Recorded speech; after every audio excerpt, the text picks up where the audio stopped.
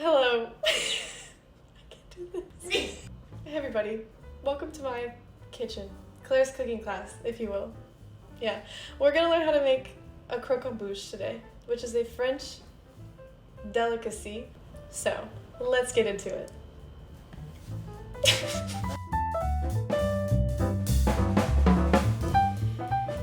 Okay, so pâte au choux is also called choux pastry, which is what I'll be calling it because I don't want to keep butchering the French.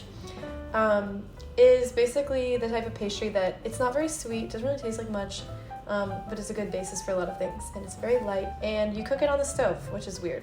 So that'll be a fun thing to do. And here are the ingredients that we need. A half a cup of whole milk, which is right here. A tablespoon of granulated sugar, half a teaspoon of kosher salt, 7 tablespoons of butter, which is right here. A cup of just like regular all-purpose flour. And the last thing is 5 large eggs. So, great. I have my hair back because food safety. So the first thing we're gonna do is we're gonna get our liquids and heat them up on the stove. So I've got my pot, and I'm gonna put the 1 cup of milk, half cup of milk, yeah, sugar, and salt, and then we're gonna combine it with the butter on the stove.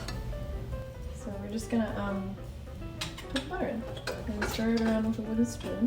I have the stove on right now, just medium heat, and the stove is already preheated, so it's actually melting pretty quickly.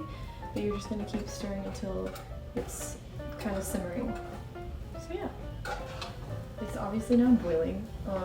It's pretty bubbly. There's a lot of stuff going on right now. So now I'm gonna add in the flour, and you just dump it all in one go. So like that, and you have to just stir it pretty quickly because it's gonna come together really quick. And then I'm gonna actually turn down the heat. So now I'm on like medium-low heat. You just kind of have to work it all together, and just keep going until it's smooth on the sides, and it can like kind of come together into like one piece, and you actually start going like this. I think that's ready. Okay, so that's what it's supposed to look like. We're gonna take it off the heat as soon as it looks like that because you don't want to burn it. I'm gonna put this in here, obviously. If you don't have a stand mixer, it's okay. You can use a whisk, which is kind of difficult. But if you're using a stand mixer, make sure to use the paddle attachment. Now I'm going to add 5 eggs in here, one at a time. You beat like pretty thoroughly in between each egg.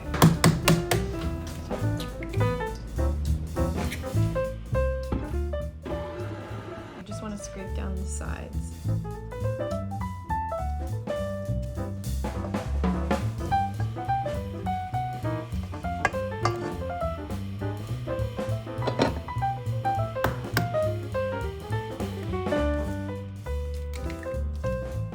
So I'm done mixing it, and once you add all of the eggs, it should be like pretty glossy and pretty smooth and come together pretty well and not look super ugly. So what we're gonna do now is put it into a piping bag and pipe them onto a tray. I transferred all of the choux pastry into a piping bag, and I just got it kind of like this in the corner. I'm gonna cut a pretty small hole in the tip of the bag. You're gonna want like about 1.5 inch diameter circle, and you pipe them like this, and you just don't move the bag. Just kind of keep going until it reaches that diameter that you want.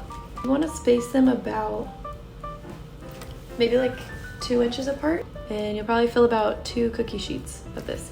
And I have it lined with parchment paper so it doesn't stick. And you definitely don't want to forget that. You can do a silicone mat or a parchment paper. Almost done. I piped everything, and they should have these little like kind of peaks at the top. So what I'm doing right now is I'm just taking like my finger and dipping it in egg white. You kind of just like cover the top, and then I'll give it a nice little wash so it'll be like shiny once it comes out of the oven and cute. Now everything's ready to go in the oven. So I'm gonna put it in there, and right now the oven's preheated to 425, and then as soon as I put it in there, I'm gonna reduce the temperature like immediately to 375.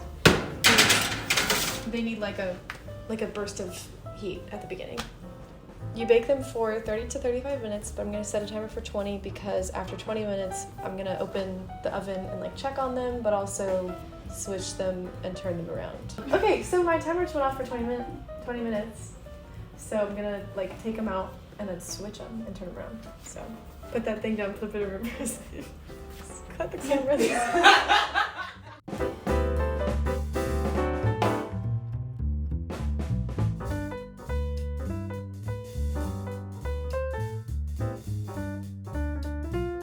So my timer just went off, so they're ready.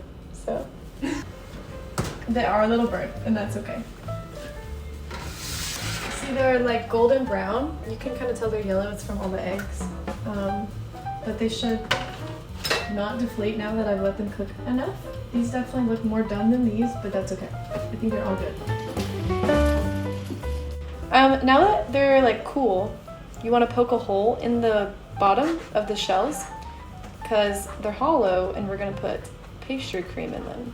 So I'm taking a chopstick. You can use like a paring knife or I don't know, literally anything, but you want to make the hole probably smaller than this. Like, yeah, not this big, but I'm making them this big because I don't have a piping tip. But yeah, so I have my pastry cream, which I did not show you how to make. You can just look it up because it takes a long time. So I have it in a bag, make sure it's cooled all the way down. I'm cutting a small hole and then I'm just gonna pipe it into the thing because they're very hollow on the inside. So yeah, you just go like this until you can see that it's full. They should be like noticeably heavier too. Now that everything is cool and filled, we're gonna make the caramel, which kind of like binds everything together and it adds this nice like flavor on top of the cream puffs. So I have 2 cups of just like granulated sugar in here and then a half cup of water, and then I'm gonna put them on the stove. And you cook them at medium heat, stirring with a heat-proof spatula.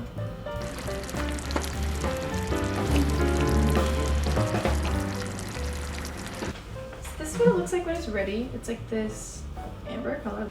As soon as you see this color, you want to take it off the heat because it'll darken like even after you've taken off the heat. It's ready, so I'm gonna just pour it into this measuring cup. Make sure that whatever you pour it into is heat proof because that would be really bad.